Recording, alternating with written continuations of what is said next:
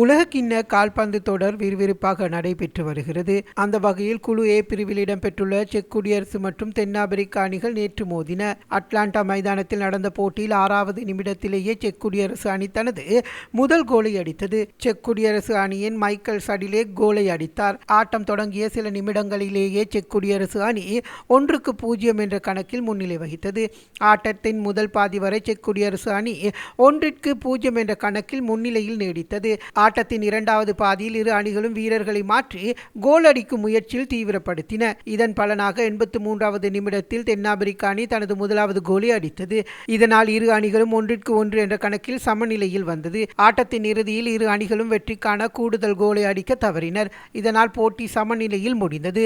இரு அணிகளுக்கும் தலா ஒரு புள்ளி வழங்கப்பட்டுள்ளது. இதேவேளை பி பிரிவில் இடம்பெற்ற போட்டியில் கட்டார் அணியை 6-0 என்ற கோல் கணக்கில் வீழ்த்தி கனடா அணி ஆதிக்கத்தை செலுத்தியது. ஆட்டத்தின் விறுவிறுப்பான இரண்டாவது பகுதியில் கட்டார் அணியின் வீரர்கள் எண்ணிக்கையை குறைத்தமை தமக்கு சாதகமாக மாற்றிய கனடா இந்த வெற்றியை பதிவு செய்துள்ளது. போட்டியில் ஜொனத்தன் டேவிட் கோல் அடித்து அணியை வெற்றி பெற செய்தார். கட்டார் அணியின் தற்காப்பு பிழைகள் மற்றும் பலவீனமான தடுத்தல் ஆட்டத்தை அவர்கள் தொடர்ந்தும் தமக்கு சாதகமாக பயன்படுத்திக் கொண்டனர்.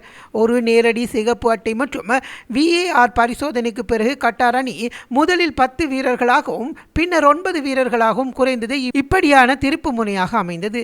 அந்த நொடியில் போட்டி முற்றிலும் கனடா வசம் வந்த நிலையில் ஜெஷி மாஸ் தலைமையிலான கனடா அணிக்கு 6-0 என்ற கணக்கில் இந்த வெற்றி பதிவு செய்யப்பட்டுள்ளது. இதேவேளை உலகக்கிண்ண கால்பந்து தொடரின் சுவிட்சர்லாந்தின் தேசிய கால்பந்து அணி பொஸ்னியா அணியை 4-1 என்ற கோல் கணக்கில் வீழ்த்தி அபாரமாக வெற்றி பெற்றுள்ளது. தரவரிசையில் 19வது இடத்தில் உள்ள சுவிட்சர்லாந்து அணி லாஸ் ஏஞ்சல்ஸ் மைதானத்தில் நடைபெற்ற போட்டியில் 63வது இடத்தில் உள்ள பொஸ்னியா அணியை எதிர்த்தாடியது. போட்டியில் பந்தை அதிவேக நேரம் தம்வசம் வைத்திருந்த துல்லியமான பந்து பரிமாற்றங்கள் செய்தும் ஆரம்பம் முதலே சுவிட்சர்லாந்து அணி ஆதிக்கம் செலுத்தியிருந்தது. ஆட்டத்தின் முதலாவது பாதியின் போது சுவிட்சர்லாந்து அணி 68% நேரம் பந்தை தன்வசம் வைத்திருந்ததுடன் 93% துல்லியமான பரிமாற்றத்தினூடாக கோல் அடிப்பதற்கான 4 வாய்ப்புகளையும் உருவாக்கியது.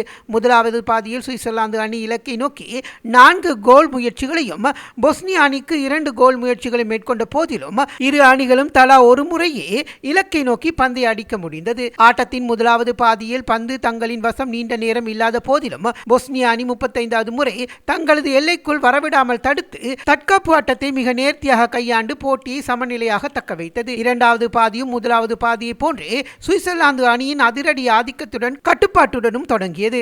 ஆட்டத்தின் 65வது நிமிடத்தின் எதிரணி வீரரை தாமதமாக தடுத்தமைக்காக சுவிட்சர்லாந்தின் அணியின் தற்காப்பு வீரர் நிக்கோ எல்வெடோவுக்கு மஞ்சள் அட்டை காண்பிக்கப்பட்டது. தொடர்ந்து போராடிய சுவிட்சர்லாந்து அணி ஆட்டத்தின் 73வது நிமிடத்தில் ஜொஹான் மன்சாபி அடித்த கோல் மூலம் போட்டியின் முதல் கோலை பதிவு செய்து முன்னிலை பெற்றது. பின்னர் 78வது நிமிடத்தில் பொஸ்னியா அணியின் தாரிக் சிவப்பு அட்டை பெற்று வெளியேறியதனால் அந்த அணி 10 வீரர்களாக குறைந்தது. இந்த வாய்ப்பை சாதகமாக்கிக் கொண்ட சுவிட்சர்லாந்து அணி 84வது நிமிடத்தில் ரூபன் வர்க்ஸ் அடித்த கோலினால் முன்னிலை பெற்றது. அதனைத் தொடர்ந்து சுவிட்சர்லாந்து அடுத்தடுத்து கோல்களை அடித்து வெற்றி பெற்றது.